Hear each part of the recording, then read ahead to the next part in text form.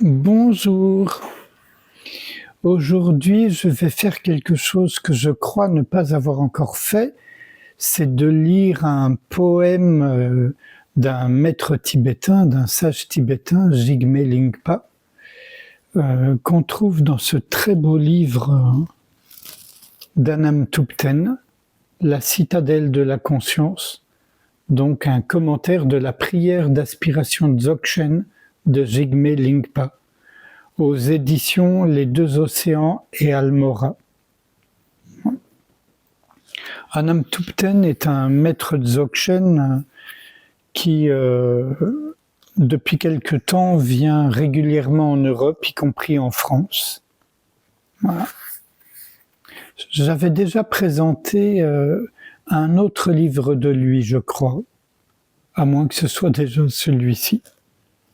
Donc, la prière de la base, de la voix et du fruit de la sphère du cœur du vaste espace.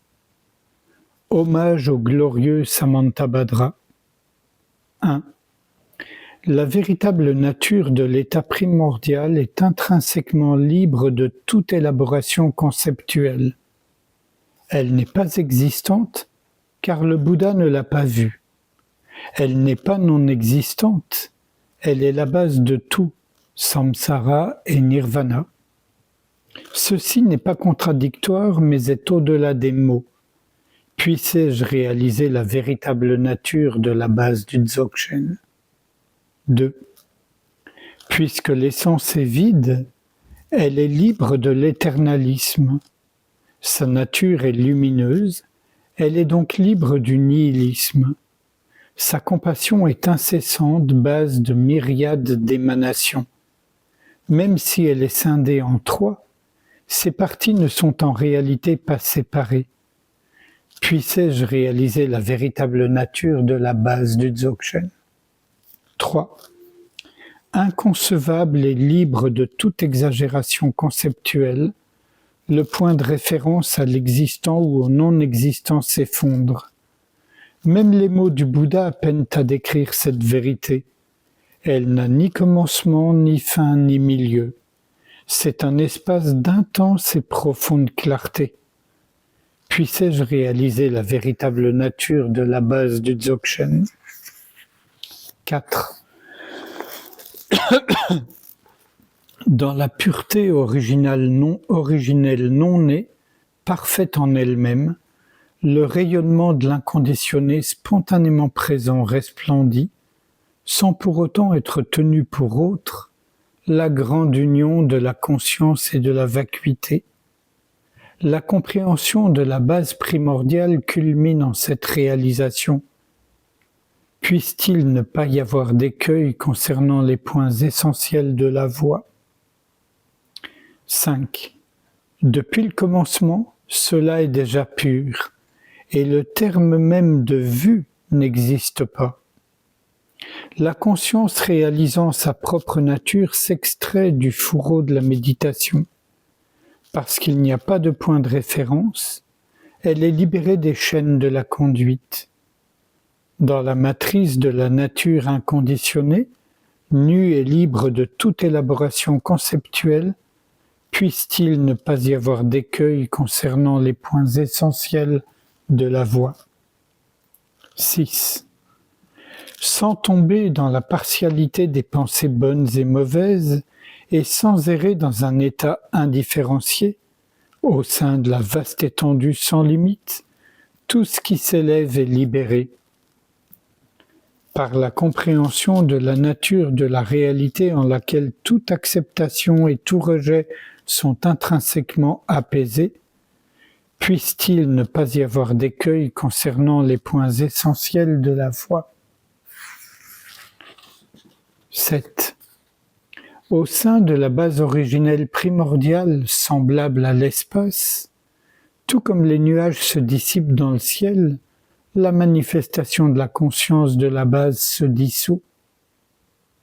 L'esprit rayonnant vers l'extérieur se retourne et se dirige vers l'intérieur. Dans l'état du corps du vase de jouvence doté des 6 qualités, puissais-je atteindre la citadelle du roi de tous les fruits ? 8. Pour Samantabhadra, la conscience primordiale consciente d'elle-même, toutes les notions d'accomplissement se dissolvent dans l'espace. La nature de l'Ati Yoga va au-delà de l'effort et du mental. Dans la vaste moitrice du Samantabhadri, union de l'espace et de la conscience, puissais-je atteindre la citadelle du roi de tous les fruits. 9. Le sens de la grande voie du milieu, être sans demeure. La nature du Mahamudra, tout englobante et spontanément omniprésente. Le point essentiel du Dzogchen, libération des extrêmes et vastitude. Les qualités des bhumis et de la voie sont parfaites dans la base, dans l'état spontanément présent. Puissais-je atteindre la citadelle du roi de tous les fruits. Colophon. La quintessence de l'esprit éveillé, le sceau profond de la vaste sphère, trouve son aboutissement dans cette profonde prière d'aspiration.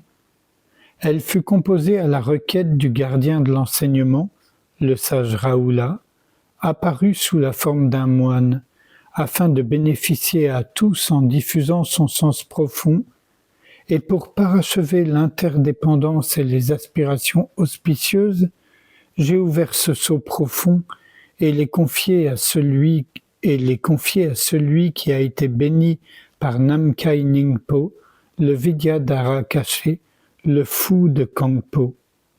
Puissent ces bienfaits pour autrui devenir aussi vastes que l'espace. Et un ultime extrait qui vient de Longchenpa, qui propose des conseils de méditation sur la manière de s'éveiller à Rigpa. Rigpa, c'est la conscience nue, pure. C'est ce que moi j'appelle l'espace infiniment ouvert, me semble-t-il. Donc Longchenpa, ne manipulez pas votre esprit. Ne saisissez pas votre esprit. Plus nous le manipulons, plus il y aura de pollution. L'esprit manipulé obscurcira le sens essentiel. Et sans réfléchir à tout ce qui vient d'être lu, je vous propose qu'on adopte ce que propose Longchenpa, de ne pas manipuler l'esprit, c'est-à-dire de ne pas intervenir dans les pensées, ni même dans les réactions aux sensations, pardonnez-moi.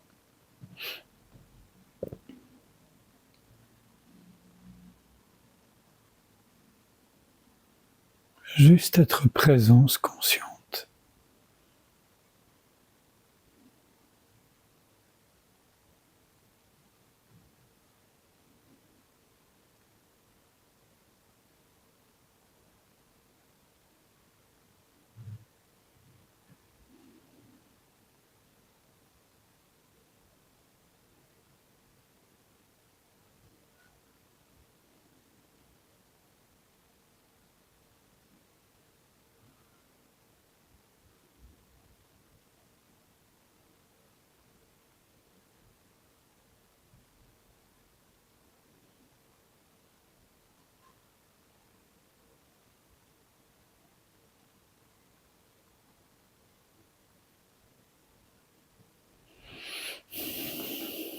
Je vous remercie.